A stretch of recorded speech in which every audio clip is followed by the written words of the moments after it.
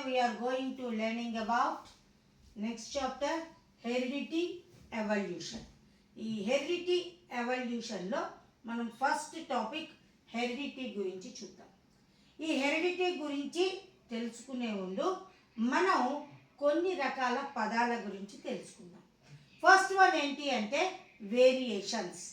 Variations అంటే ఒకే గ్రూప్లో క్లోజ్గా రిలేట్ అయిన యానిమల్స్ మధ్య లేదా లివింగ్ ఆర్గానిజమ్స్ మధ్య చిన్న చిన్న తేడాలు ఉంటాయి, డిఫరెన్సెస్ ఉంటాయి. వాటినే ఏమంటారు అంటే వేరియేషన్స్ అంటారు. ఫర్ ఎగ్జాంపుల్ హ్యూమన్ బీయింగ్స్, మనందరం మనుషులమే, కానీ మనుషులందరూ ఒకేలా ఉన్నారా? లేదు. మనలో ఒక మనిషికి ఇంకొక మనిషికి మధ్య కొన్ని డిఫరెన్సెస్ ఉన్నాయి. వాటినే ఏమంటారు అంటే వేరియేషన్స్ అంటారు. Differences between closely related living organisms in same group is called variations.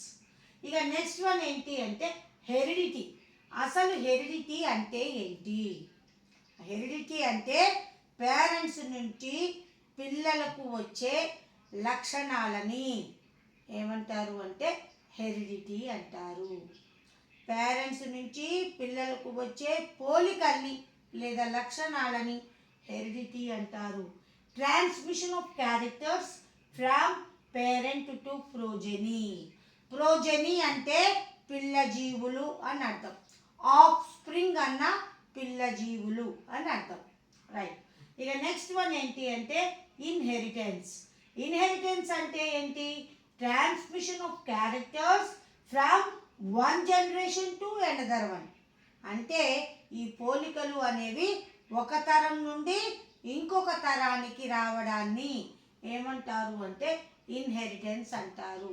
For example, మా అబ్బాయి తల్లిదండ్రులాగా ఉండరు, వాళ్ళ తాతగారు లాగా ఉంటారు. అంటే ఏంటి?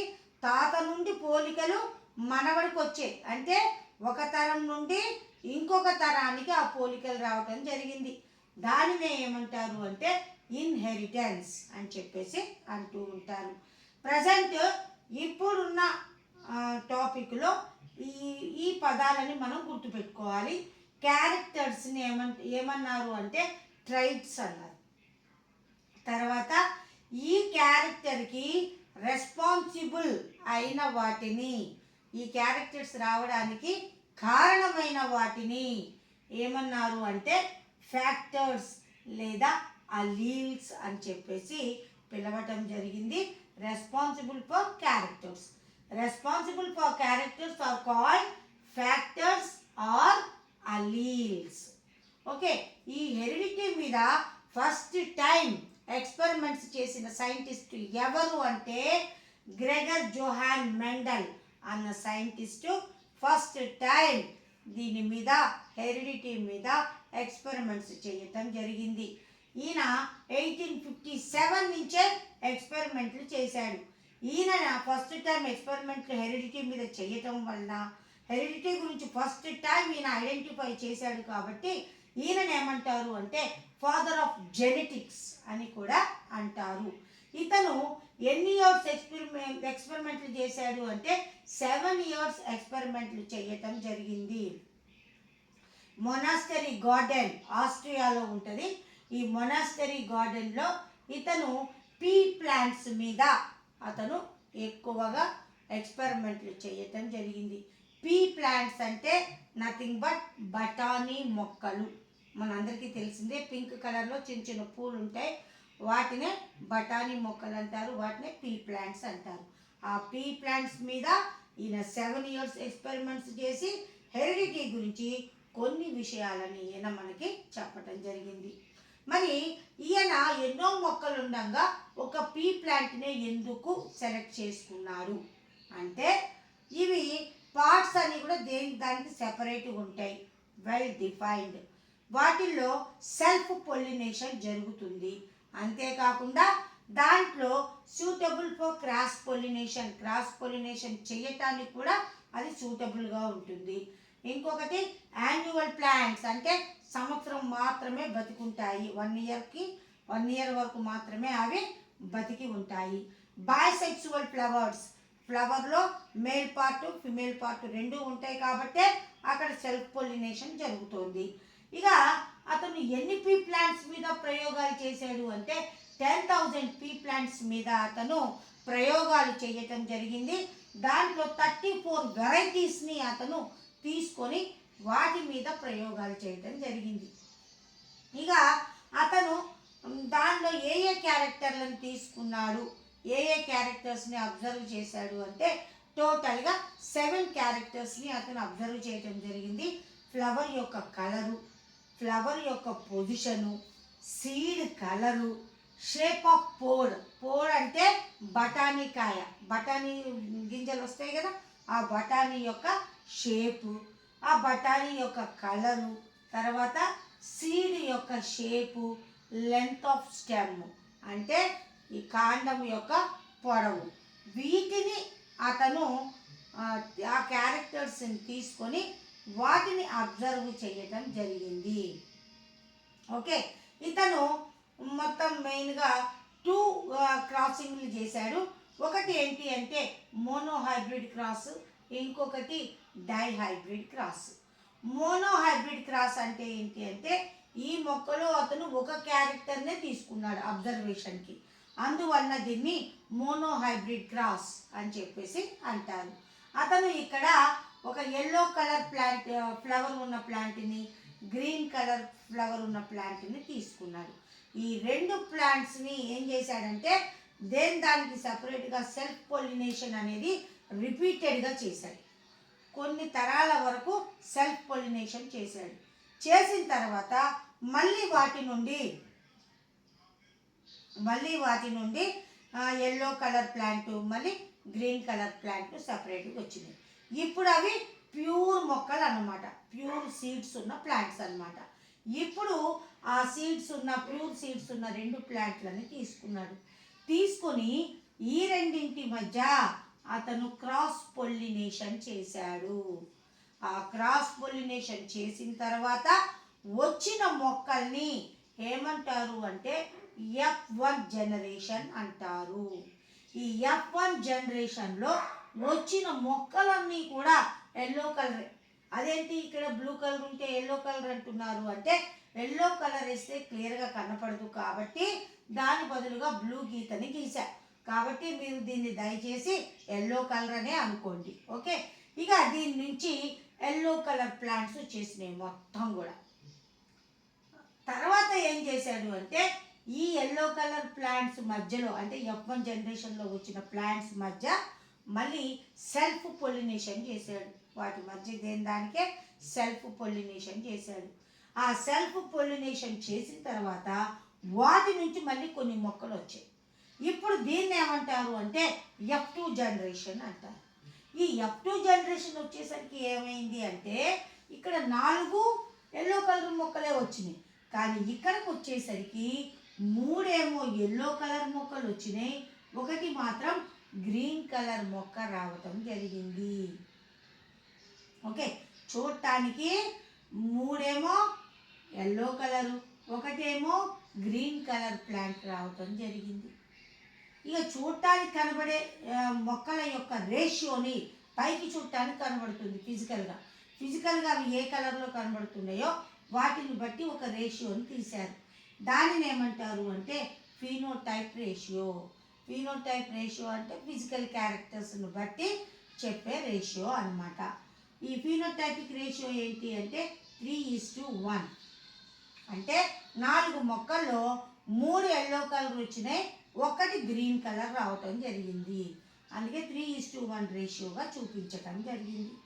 ఇక నెక్స్ట్ వన్ ఏంటి అంటే జీనోటైప్. జీనోటైప్ అంటే ఏంటి? ఈ క్యారెక్టర్కి రెస్పాన్సిబుల్ ఏంటి? ఫ్యాక్టర్స్ లేదా అలీల్స్.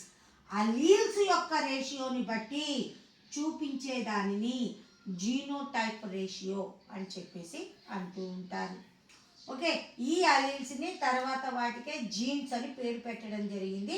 అందుకనే ఈ రేషియోని జీనోటైప్ రేషియో అంటారు. మరి ఈ జీనోటైప్ రేషియో ఎట్లా వస్తుందో చూద్దాం. ఒకే క్యారెక్టర్ తీసుకున్నాడు, ఎల్లో కలరు, ఇది గ్రీన్ కలరు. ఇక ఇటు ఎల్లో కలరు గ్రీన్ కలరు. వీటి మధ్య ఏం చేశాడు అతను? సెల్ఫ్ పొలినేషన్ చేశాడు.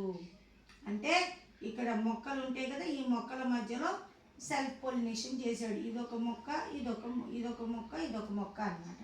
ఈ సెల్ఫ్ పొలినేషన్ చేసినప్పుడు ఏమవుతుంది అంటే capital Y, Y Y, capital Y, small Y, capital Y, small Y. అంటే ఏంటి? 2 వైలు ఉంటేనేమో yellow colour, capital Y small Y ఉన్నా కానీ అది ఎల్లో కలరే చూపించింది. కానీ స్మాల్ వై ఉన్నది మాత్రం ఏ కలర్ చూపించింది? గ్రీన్ కలర్లో చూపించింది. మరి ఇక్కడ ఉన్న దీనిని బట్టి రేషియోని చెప్పండి. ఇది 1 1, ఇది 2 2, ఇది 1 1:2:1. ఇది జీనోటైపిక్ రేషియో కిందకి రావటం జరుగుతూ ఉంటుంది. మరి ఇక్కడ ఒకటి గమనించండి, ఏంటి అంటే ఇక్కడ 2 సీడ్స్ మధ్య అంటే ఎల్లో కలరు, గ్రీన్ కలరు రెండింటి మధ్య మనం ఏం చేసాము? క్రాస్ పొలినేషన్ చేసాము. క్రాస్ పొలినేషన్ చేస్తే దాంట్లో మనకి ఒక్కటి మాత్రమే వచ్చింది. ఏ కలరు? ఎల్లో కలర్ మాత్రమే వచ్చింది. అంటే ఈ ఎల్లో కలర్ ట్రైట్ అనేది దేని కిందకు వస్తుంది అంటే డామినెంట్ ట్రైట్ అని చెప్పేసి అంటారు. మరి దీంట్లో ఈ కలర్ మాత్రమే మనకి బయట కనబడింది, కానీ ఈ యువతలు ఉన్న కలర్ కనబడిందా? కనబడలేదు. కాబట్టి దీనిని ఏమంటారు అంటే రిసెసివ్ ట్రైట్ అని చెప్పేసి అంటూ ఉంటారు. ఫిజికల్గా బయటకు కనిపించే ట్రైట్ని డామినెంట్ ట్రైట్ అంటారు. బయటకు కనపడని ట్రైట్ని రిసెసివ్ ట్రైట్ అని చెప్పేసి అంటూ ఉంటారు. ఇది డామినెంట్ ట్రైట్, ఇది రిసెసివ్ ట్రైట్. కాబట్టి ఇక్కడ డామినెంట్ ట్రైటే మనకు కనబడింది. మరి తర్వాత దీన్ని కూడా మళ్ళీ సెల్ఫ్ పొలినేషన్ చేస్తే అప్పుడు మనకు ఒక రిసెసివ్ ట్రైట్ అనేది కనబడింది. ఇది బలమైనది, ఇది బలహీనమైనది. బలమైన ట్రైట్ని డామినెంట్ ట్రైట్ అంటారు, బలహీనమైన ట్రైట్ని రిసెసివ్ ట్రైట్ అని చెప్పేసి అంటూ ఉంటారు. ఇక నెక్స్ట్ వన్ చూద్దాం మనం, డై హైబ్రిడ్ క్రాస్. అంటే ఇక్కడ ఏం చేస్తున్నాడు అంటే ఇక్కడ 2 క్యారెక్టర్స్ని తీసుకున్నాడు, 2 ట్రైట్స్ని అతను అబ్జర్వ్ చేయటం జరిగింది. అది ఏమేంటి అంటే capital Y Y R R. అంటే ఏంటి?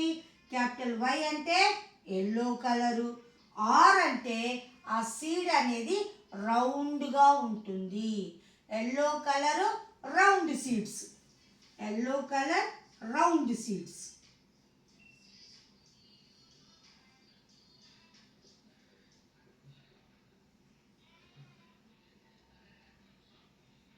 ఎల్లో కలర్ రౌండ్ సీడ్స్ని తీసుకున్నాడు.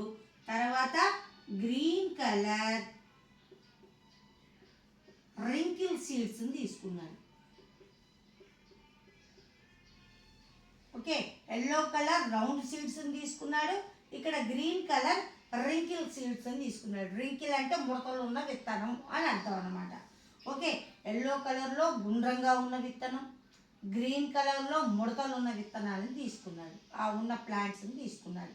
మళ్ళీ వాటి మధ్య ఇంతకు ముందులాగే రిపీటెడ్గా సెల్ఫ్ పొలినేషన్ చేశాడు. చేసిన తర్వాత ప్యూర్ మొక్కలు వస్తాయి, ఆ ప్యూర్ మొక్కల్ని తీసుకున్నాడు. తీసుకొని వాటి మధ్య సిపి అంటే క్రాస్ పొలినేషన్ చేశాడు. చేసినప్పుడు వచ్చిన జనరేషన్ని ఏమంటాం మనం? F1 జనరేషన్ అని చెప్పేసి అంటూ ఉంటాము. ఈ F1 జనరేషన్లో మొత్తం కూడా ఏ మొక్కలు వచ్చాయి అంటే ఎల్లో కలర్ రౌండ్ సీడ్స్ ఉన్న ప్లాంట్స్ మాత్రమే ఇక్కడ పైకి మనకి కనబడటం జరిగింది. కాబట్టి ఈ రెండింటిలో ఈ ఎల్లో కలర్ రౌండ్ సీడ్స్ అన్నదేమో dominant trait, green colour wrinkle seeds అన్నది రిసెసివ్ ట్రైట్గా మనం చెప్పవచ్చు. ఇక ఈ వచ్చిన మొక్కల్ని మళ్ళీ ఏం చేశాడు అంటే వీటిల్లో మళ్ళీ సెల్ఫ్ పొలినేషన్ చేయటం జరిగింది. సెల్ఫ్ పొలినేషన్ చేసినప్పుడు వచ్చిన జనరేషన్ని F2 జనరేషన్ అంటారు.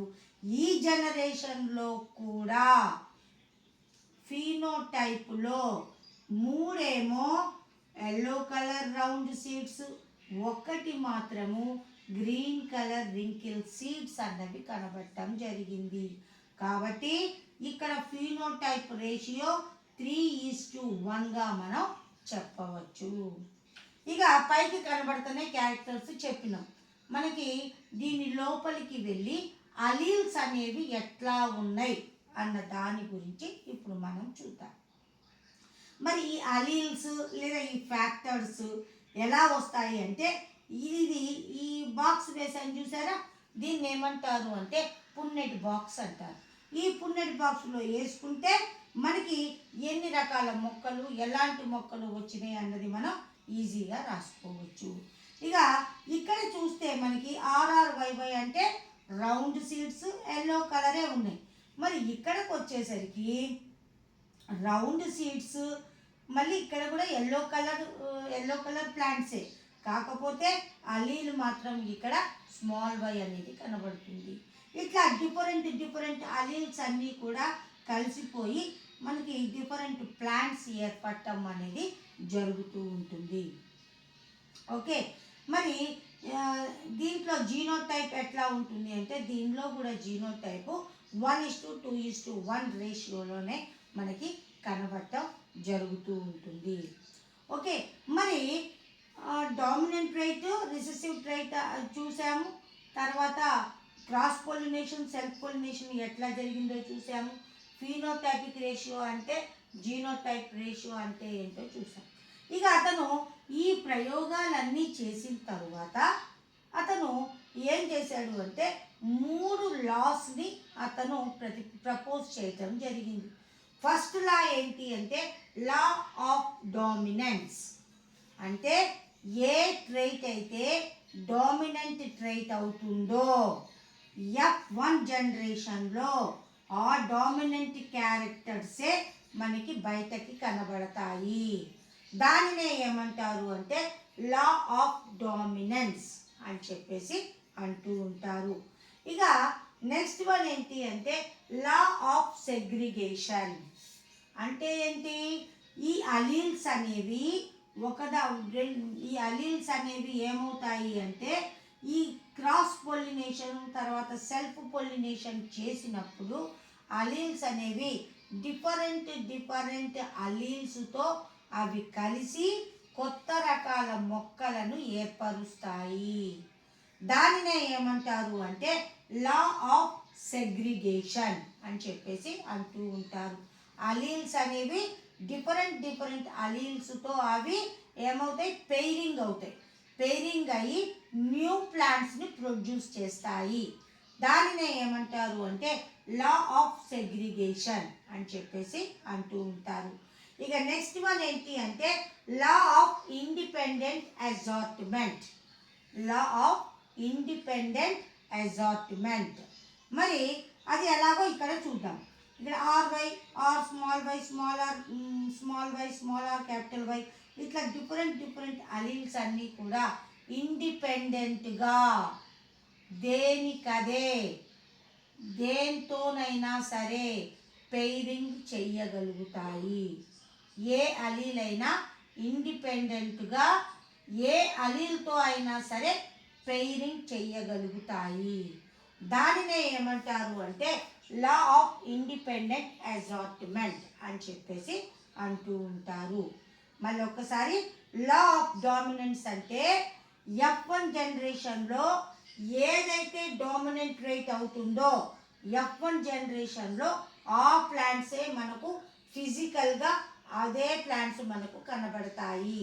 దానిని లా ఆఫ్ డామినెన్స్ అంటారు. లా ఆఫ్ సెగ్రిగేషన్ అంటే ఇక్కడ ఉన్న అలీల్స్ వేరు అలీల్స్తో పెయిరింగ్ అయ్యి డిఫరెంట్ ప్లాంట్స్ని ప్రొడ్యూస్ చేస్తాయి. దానినే ఏమంటారు అంటే లా ఆఫ్ సెగ్రిగేషన్. అంటే సెపరేట్ అయిపోయి దానికి పెయిరింగ్ అవుతాయి. దానినే లా ఆఫ్ సెగ్రిగేషన్ అంటారు. లా ఆఫ్ ఇండిపెండెంట్ అసార్ట్మెంట్ అంటే ఈ అలీల్స్ ఇండిపెండెంట్గా ఏ అలీల్తోనైనా సరే పెయిరింగ్ అవుతాయి. దానినే ఏమంటారు అంటే లా ఆఫ్ ఇండిపెండెంట్ అసార్ట్మెంట్ అని చెప్పేసి చెప్పటం జరుగుతూ ఉంటుంది. ఇక్కడ మనం ఇంకొక 2 పదాలు ఉన్నాయి. హోమోజైగస్, ఇంకోటి హెటిరోజైగస్. Homozygous, heterozygous. హోమోజైగస్ అంటే ఏంటి అంటే ఇది హోమోజైగస్ అంటే ఏంటి, ఒకేలా ఉన్న అలీల్స్ని హోమోజైగస్ అంటారు. 2 వేరు వేరు అలీల్స్ ఉంటే వాటిని ఏమంటారు అంటే హెటిరోజైగస్ అని చెప్పేసి అంటూ ఉంటారు. ఒకే అలీల్స్ని కలిగి ఉంటే అలాంటి ప్లాంట్స్ని హోమోజైగస్ ప్లాంట్స్ అంటారు. డిఫరెంట్ అలీల్స్ని కలిగి ఉన్న ప్లాంట్స్ని హెటిరోజైగస్ ప్లాంట్స్ అని చెప్పేసి అంటూ ఉంటారు. ఇది మెండల్ హెరిడిటీ మీద రకరకాల ప్రయోగాలు చేసి ఆ 3 లాస్ని ప్రపోజ్ చేయటం జరిగింది. హెరిడిటీ మీద ఈయన ఫస్ట్ టైం ఎక్స్పెరిమెంట్లు చేయటం వల్ల ఇతన్ని ఏమంటున్నారు అంటే ఫాదర్ ఆఫ్ జెనెటిక్స్ అని చెప్పేసి ఇతన్ని పిలవటం జరుగుతూ ఉంటుంది. ఓకే, ఈ అలీల్స్నే తర్వాత రోజుల్లో ఏమన్నారు అన్న దాని గురించి ఇప్పుడు మనం చూద్దాం.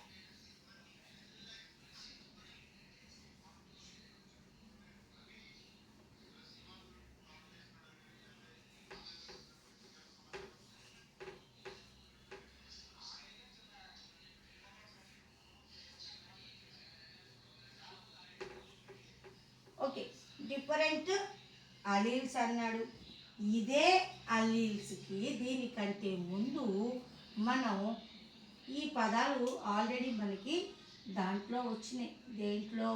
సెల్ డివిజన్లో వచ్చినాయి. మనకి సెల్ డివిజన్లో మనకి ఈ పదాలు వచ్చినాయి. క్రోమోజోమ్, డిఎన్ఏ అన్న పదాలు మనకి వచ్చినాయి.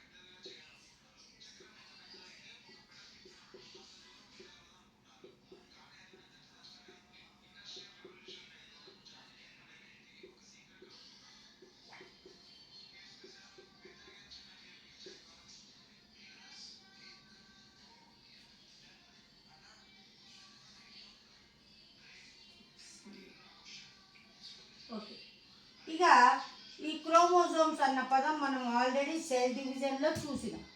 ఈ సెల్ డివిజన్లో మనం న్యూక్లియస్లో మొత్తం కూడా ఒక నెట్వర్క్ లాంటి స్ట్రక్చర్ ఉంటుంది. దానిని ఏమంటారు అంటే క్రోమాటిడ్స్ అంటారు. అది సెల్ డివిజన్ జరిగేటప్పుడు ఏమవుతుందంటే చిన్న చిన్న థ్రెడ్స్గా విడిపోతుంది. వాటిని మనం క్రోమోజోమ్స్ అంటాము. ఓకే, ఈ క్రోమోజోమ్స్ మీద చిన్న చిన్న చిన్న డాట్స్ లాంటి స్ట్రక్చర్స్ కనబడుతున్నాయి. వీటిని ఏమంటారు అంటే జీన్స్ అని చెప్పేసి అంటూ ఉంటారు. జీన్స్ క్రోమోజోమ్ మీద ఎక్కడైతే లొకేట్ అవుతాయో ఆ ప్లేస్ని ఏమంటారు అంటే లోకస్ అని చెప్పేసి అంటూ ఉంటారు. ఈ క్రోమోజోమ్ని కనుక్కున్న సైంటిస్ట్ ఎవరు అంటే వాల్టర్ ఫ్లెమింగ్ అన్న సైంటిస్టు ఈ క్రోమోజోమ్స్ని కనుక్కోవటం జరిగింది. ఈయనే మైటోసిస్ డివిజన్ను కూడా డిస్కవర్ చేయటం జరిగింది. క్రోమోజోమ్ అంటే అర్థం ఏంటి అంటే కలర్ బాడీస్ అని అర్థం. మరి వీటిని కలర్ బాడీస్ అని ఎందుకు అంటున్నారు అంటే ఈ సెల్లులో న్యూక్లియస్ని స్టెయినింగ్ చేశారు, రంగులు వేశారు. రంగు వేస్తే ఏమవుతుంది అంటే ఏ పార్ట్ అనేది మనకు క్లియర్గా కనబడుతుంది. అట్లా స్టెయినింగ్ చేసినప్పుడు ఏమైంది అంటే ఈ థ్రెడ్ లాంటి పార్ట్ అనేది ఎక్కువ కలర్ని అబ్జార్బ్ చేసుకొని మంచి కలర్ఫుల్గా కనబడుతుంది మైక్రోస్కోప్ కింద పెట్టి చూస్తే. సో కలర్ఫుల్గా కనబడుతుంది కాబట్టి ఆ బాడీకి ఏమని పేరు పెట్టారు అంటే క్రోమోజోమ్ అని పేరు పెట్టారు. క్రోమోజోమ్ అంటే అర్థం ఏంటి అంటే కలర్ఫుల్ బాడీస్ అని చెప్పేసి అర్థం అన్నమాట. ఓకే, ఈ క్రోమోజోమ్ మీదనే ఈ జీన్స్ అనేవి లొకేట్ అయి ఉంటాయి. మనం మెండల్ ఏం చెప్పాడు అంటే అలీల్స్ అన్నాడు, వాటిని ఫ్యాక్టర్స్ అన్నాడు. ఆ అలీల్స్నే ఇప్పుడు ఏమంటున్నారు అంటే జీన్స్ అని పేరు పెట్టడం జరిగింది. జీన్ అని పేరు పెట్టిన సైంటిస్ట్ ఎవరు అంటే విల్హెల్మ్ జోహాన్సన్ అన్న సైంటిస్ట్ వీటికి ఏది ఆ అలీల్స్కే ఏమని పేరు పెట్టాడు అంటే జీన్స్ అని పేరు పెట్టడం జరిగింది. ఈ జీన్సే హెరిడిటీకి కారణం, ఈ జీన్సే ఇన్హెరిటెన్స్కి కారణం. తల్లిదండ్రుల నుండి తాత ముత్తాతల నుండి పోలికలు రావడానికి, తల్లిదండ్రుల నుండి పోలికలు రావడానికి, కొత్త జాతులు ఏర్పడటానికి, వేరియేషన్స్ రావడానికి వీటన్నింటికి రెస్పాన్సిబుల్ ఫ్యాక్టర్ లేదా అలీల్, దాన్నే ఏమంటారు జీన్స్ అని చెప్పేసి ప్రజెంట్ వాటికి పేరు పెట్టడం జరిగింది. ఈ జీన్స్ ఎక్కడ లొకేట్ అయి ఉంటాయి అంటే క్రోమోజోమ్స్ మీద లొకేట్ అయి ఉంటాయి. క్రోమోజోమ్ మీద ఎక్కడైతే జీన్ లొకేట్ అయి ఉంటుందో ఆ ప్లేస్ని లోకస్ అని చెప్పేసి అంటూ ఉంటారు. ఇక సెల్ డివిజన్లో మనం ఇంకొక పాయింట్ కూడా చూసాం, డిఎన్ఏ సింథసిస్ అని, డిఎన్ఏ సింథసిస్ అవుతుంది అని చెప్పి చూసాం మనం. మరి డిఎన్ఏ అంటే ఏంటి? ఈ జీన్ లోపల ఉండే ఈ మాలిక్యూల్నే, క్రోమోజోమ్ మీద జీన్ ఉంటుంది, జీన్ లోపల ఉండే మాలిక్యూల్నే ఏమంటారు అంటే డిఎన్ఏ అని చెప్పేసి అంటూ ఉంటారు. ఈ డిఎన్ఏ ఏ షేప్లో కనబడుతుంది అంటే డబుల్ హెలిక్స్ లేదా నిచ్చెన ఆకారంలో కనబడుతుంది. డబుల్ హెలిక్స్ లేదా నిచ్చెన ఆకారంలో కనబడుతుంది. ఇక దీనిని కనుక్కున్న సైంటిస్టులు ఎవరు అంటే వాట్సన్, క్రిక్, పాపం రోజాలిండ్ ఫ్రాంక్లిన్, తర్వాత విల్కిన్స్. ఈ నలుగురు సైంటిస్టులు 1950 నుంచి అనేక ఎక్స్పెరిమెంట్లు చేసి ఈ డిఎన్ఏని వాళ్ళు డిస్కవర్ చేయటం జరిగింది.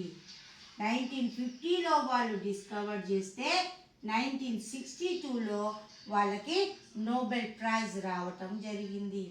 పాపం నోబెల్ ప్రైజ్ కూడా వాట్సన్, క్రిక్, విల్కిన్స్ వీళ్ళ ముగ్గురు మాత్రమే తీసుకున్నారు. ఈమె చనిపోవటం జరిగింది పాపం, అందుకని ఆమె నోబెల్ ప్రైజ్ తీసుకోవాలి. మిగిలిన ముగ్గురు కూడా 1962లో డిఎన్ఏని డిస్కవర్ చేసినందుకు గాను వాళ్ళకి నోబెల్ ప్రైజ్ రావటం జరిగింది. మరి ఈ డిఎన్ఏలో ఏముంది? ఈ డిఎన్ఏలో మళ్ళీ రకరకాల అమైనో యాసిడ్స్ అనేవి ప్రజెంట్ అయి ఉంటాయి. ఏమేమి అమైనో యాసిడ్స్ ఉంటాయి? అడినైన్, గ్వానైన్, థైమిన్, సైటోసిన్, ఏజిటిసి అని గుర్తుపెట్టుకోవాలి. ఇలా 4 అమైనో యాసిడ్స్ అనేవి ఈ డిఎన్ఏలో ప్రతి చోట కూడా ప్రజెంట్ అయి ఉంటాయి. ఇవి వీటి యొక్క లైన్ను బట్టే మనకి డిఫరెంట్ క్యారెక్టర్స్ రావటం, పోలికలు రావటం, లేకపోతే వేరియేషన్స్ రావటం అనేది జరుగుతుంది. వీటి యొక్క సీక్వెన్స్ మీదనే హెరిడిటీ డిపెండ్ అయి ఉంటుంది, ఇన్హెరిటెన్స్ కూడా ఈ సీక్వెన్స్ మీదనే డిపెండ్ అయి ఉంటుంది. ఇది డిఎన్ఏ గురించి. ఓకే, ఇక నెక్స్ట్ వన్ డిఎన్ఏ గురించి చూసాము మనం. తర్వాత ఇక నెక్స్ట్ వన్ ఏంటి అంటే క్రోమోజోమ్స్. మన బాడీలో ఇది ఆల్రెడీ మనం చెప్పుకున్నాం. 2 టైప్స్ ఆఫ్ సెల్స్ ఉంటాయి, సొమాటిక్ సెల్స్, తర్వాత జెమ్ సెల్స్. వాటినే రీప్రొడక్టివ్ సెల్స్ అంటాం. క్రోమోజోమ్స్ కూడా మొత్తం ఎన్ని ఉంటాయి అంటే 46 క్రోమోజోమ్స్ ఉంటాయి. వాటిల్లో దీన్ని ఏమంటారంటే 23 పెయిర్స్ అని కూడా మనం చెప్పొచ్చు. దీంట్లో 22నేమో సొమాటో క్రోమోజోమ్స్ ఉంటాయి, 1 పెయిర్ ఏమో సెక్స్ క్రోమోజోమ్స్ ఉంటాయి అని చెప్పుకున్నాం. ఈ సొమాటో క్రోమోజోమ్స్ని ఏమంటారు అంటే ఆటోజోమ్స్ అని కూడా అంటారు. ఈ సెక్స్ క్రోమోజోమ్స్ని ఏమంటారు అంటే అల్లోజోమ్స్ అని కూడా అంటారు. ఆటోజోమ్స్, అల్లోజోమ్స్ అని చెప్పేసి అంటూ ఉంటారు. ఇక నెక్స్ట్ వన్ ఏంటి అంటే ప్రతి సెల్లులో ఇవే ఉంటాయి. మరి ఎందుకు వేరియేషన్స్ వస్తున్నాయి అంటే ఈ సెక్స్ క్రోమోజోముల్లో తేడా వస్తేనే వేరియేషన్స్ రావటం అనేది జరుగుతూ ఉంటుంది. హెరిడిటీ అయినా ఇన్హెరిటెన్స్ అయినా ఏ క్రోమోజోమ్స్ మీద డిపెండ్ అయి ఉంటాయి అంటే ఈ అల్లోజోమ్స్ మీదనే, అంటే సెక్స్ క్రోమోజోమ్స్ మీదనే డిపెండ్ అయి ఉంటాయి. మనం ఆల్రెడీ తెలుసుకున్నాం, XX ఉంటే ఫిమేల్ అని, XY ఉంటే మేల్ అని మనం తెలుసుకున్నాము.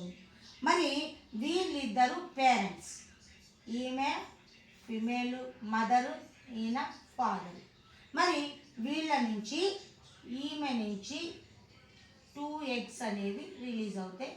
XX మనకు ఆల్రెడీ తెలుసు, ఏది మియాసిస్లో తల్లి పేరెంట్ కంటే ఉన్న ప్రోజనీలో లేదా పిల్ల జీవుల్లో సగం క్రోమోజోములు తగ్గుతాయి అని చెప్పుకున్నాం. ఇక్కడ 2 ఉంటే ఇక్కడ ఒక్కొక్కటి ఉంటుంది. ఇక ఇక్కడ స్పెరమ్స్ వస్తాయి మేల్ కాబట్టి, ఇక్కడ X, ఇక్కడ Y. ఇప్పుడు ఫెర్టిలైజేషన్ జరిగినప్పుడు EX ఈ Y, ఇది X కాదు Y, ఈ Y కలుస్తుంది. అంటే ఏంటి X మళ్ళీ ఫిమేలే, మళ్ళీ X Y మళ్ళీ ఏంటి మేల్. దీనిని ఏమంటారు అంటే సెక్స్ డిటర్మినేషన్ అంటారు. సెక్స్ డిటర్మినేషన్ అంటే పుట్టిన జీవి లేదా పుట్టిన బేబీ ఆడపిల్లనా మగపిల్లవాడా అని తెలియజేసే దానిని సెక్స్ డిటర్మినేషన్ అంటారు. డెలివరీ అయిన తర్వాత వచ్చిన బర్త్ అయిన బేబీ మేల్ ఆర్ ఫిమేల్ అని డిటర్మినేట్ చేయడాన్నే సెక్స్ డిటర్మినేషన్ అంటారు. మరి ఈ సెక్స్ డిటర్మినేషన్ అనేది ఎవరి మీద డిపెండ్ అవుతుంది? ఫిమేల్ మీదనా మేల్ మీదనా అంటే మేల్ మీదనే సెక్స్ డిటర్మినేషన్ అనేది డిపెండ్ అయి ఉంటుంది.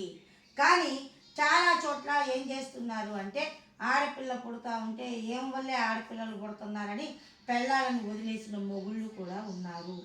కానీ పుట్టేది ఆడపిల్లనా మగపిల్లనా అన్నది ఎవరి మీద డిపెండ్ అయి ఉంటుంది అంటే మేల్ మగవారి మీదనే డిపెండ్ అయి ఉంటుంది. బికాస్ ఫిమేల్లో 2 X క్రోమోజోమ్లే ఉంటాయి, కానీ మేలుకు వచ్చేసరికి ఒక X క్రోమోజోమ్ ఉంటుంది, ఒక Y క్రోమోజోమ్ ఉంటుంది. ఇక్కడ X కలిస్తేనేమో ఫిమేల్ అవుతుంది, మళ్ళీ ఇక్కడున్న X అక్కడున్న Yతో కలిస్తేనే మేల్ లేదా బాయ్ పుట్టడం అనేది జరుగుతూ ఉంటుంది.